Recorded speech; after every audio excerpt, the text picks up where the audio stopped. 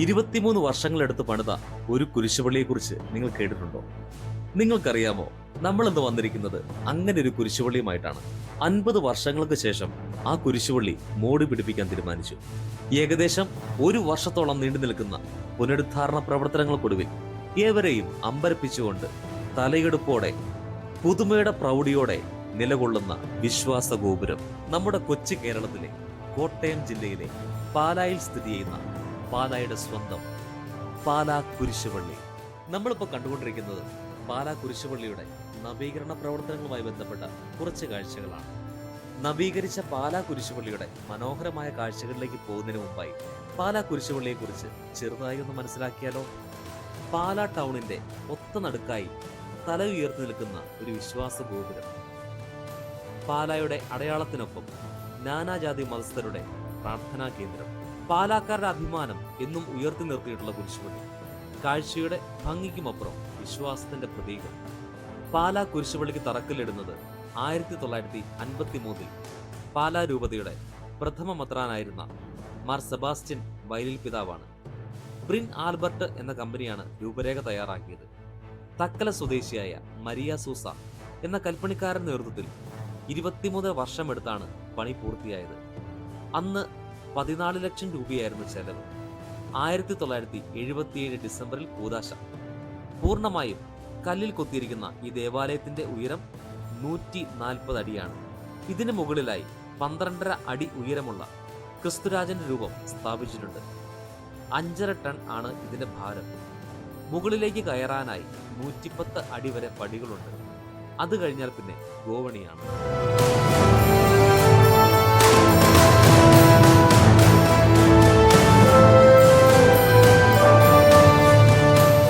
നമ്മൾ ഇപ്പോൾ കണ്ടത് പഴയ പാലാ കുരിശുപള്ളിയാണെങ്കിൽ ഇനി കാണാൻ പോകുന്നത് പുതിയ പാലാ കുരിശുപള്ളി.